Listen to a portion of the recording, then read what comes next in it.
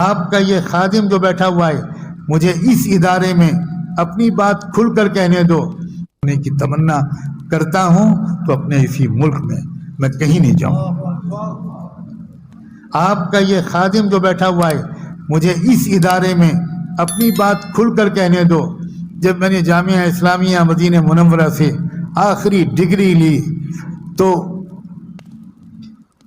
میں نے فوراً اپنے والد ماجد اور اپنے دوسرے مربی حضرت مولانا ابو الحسن علی ندوی، میرے مستقبل کے بارے میں یہ دونوں حضرات کوئی فیصلہ آپسی مشورے کے بغیر نہیں کرتے تھے، تو میں نے ان دونوں کو اطلاع دی کہ اب مجھے سند مل گئی، فارغ ہو گیا، اب کیا حکم ہے میرے لیے؟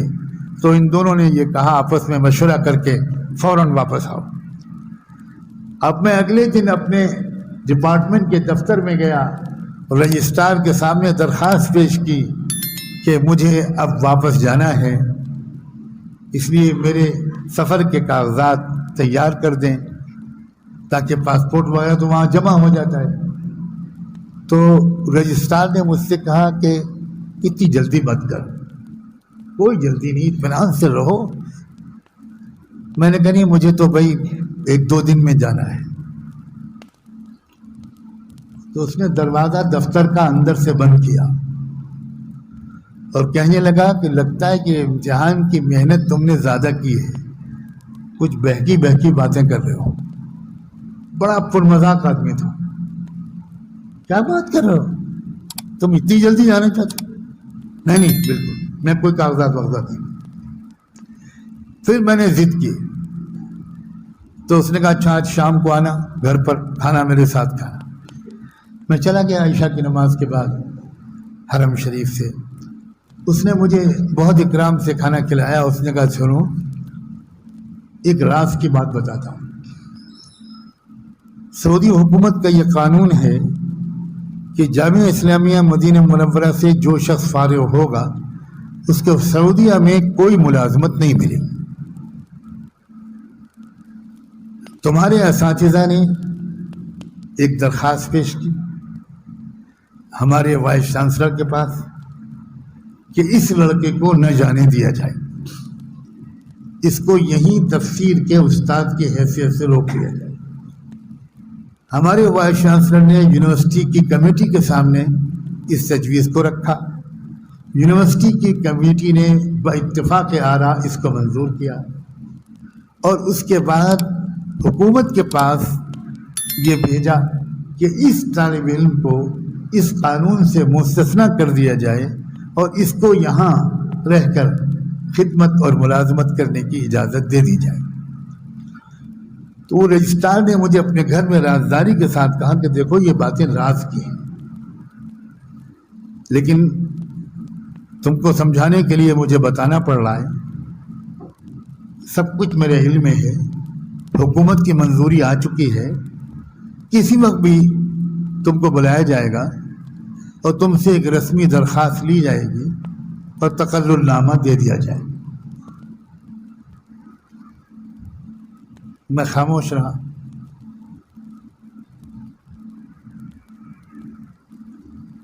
میں نے اپنے والد ماجد کو فون کیا اور یہ سارا ماجرا بتایا۔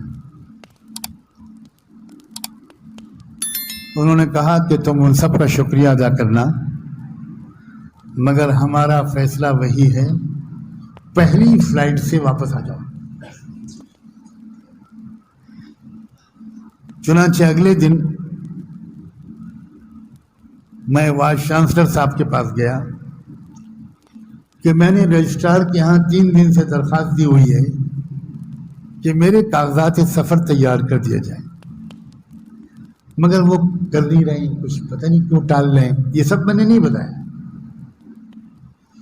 تو شیخ نے، میرے وائس چانسلر دکتر عبداللہ زاہد، بہت عظیم انسان تھے، انہوں نے پھر مجھ سے کہا کہ شام کو آج عشاء کے بعد مسجد نبوی کے باب السلام پر میں تمہارا انتظار کروں گا، میرے گھر چلنا، وہاں بات کریں گے۔ وہ مجھے اپنی گاڑی سے گھر لے گئے، پہلے کھانا وانا کھلایا اور اس کے بعد وہ ساری راز کی باتیں جو مجھے بتائی جا چکی تھیں وہ انہوں نے بتائیں، اور کہا کہ یہ پہلی بار حکومت نے تمہارے لیے قانون میں استثناء منظور کیا ہے، اتنی ساری محنت ہم کر چکے، اب صرف اتنی بات باقی ہے کہ تم ایک درخواست دے دو تاکہ ہم تقرری کا فیصلہ کمیٹی میں منظور کرا کے کر دیں، اس کے بعد تم چھٹی میں چلے جانا، پھر واپس آ کر یہاں خدمات شروع کر دینا۔ اب آپ سوچئے، مدینے کا قیام، قرآن کی خدمت، شاندار تنخواہ، بہترین بنگلہ اور کار۔ میں نے اگلے دن پھر والد صاحب کو فون کیا اور یہ پوری صورتحال بتائی۔ والد صاحب نے کہا اگر آج شام کی کوئی فلائٹ ہو تو اس سے واپس آ جاؤ۔ میں پھر اگلے دن اپنے وائس چانسلر کے دفتر میں گیا، انہوں نے دیکھتے ہی مجھ سے کہا بشر بشر، یعنی جلدی کوئی خوشخبری سناؤ، یعنی میں درخواست لے کر آیا ہوں تو وہ پیش کرو۔ میں نے کہا میں نے کل اپنے والد صاحب سے بات کی تھی تو انہوں نے مجھ سے کہا کہ آج شام کی کوئی فلائٹ ہو تو چلے آؤ، تو خاموش ہوں گے۔ میں نے کہا دیکھیے آپ بھی میرے بڑے ہیں، میرے والد اور شیخ ابو الحسن بھی میرے بڑے، آپ ان دونوں سے بات کر لیں، اگر وہ اجازت دے دیں تو میں آپ کے حکم کی تعمیل کروں گا۔ ہاں ٹھیک ہے۔ انہوں نے سرکاری فون سے میرے والد صاحب کو فون ملوایا جو فوراً مل جاتا تھا۔ والد صاحب نے بات کی، انہوں نے بہت کچھ کہا میرے بارے میں، اتنے اعلیٰ کلمات بولے کہ میں حیران رہ گیا۔ انہوں نے کہا مجھے فخر ہے کہ میرے دور ریاست جامعہ میں ایک طالب علم ایسا نکلا اس کو ہم یہیں رکھنا چاہتے۔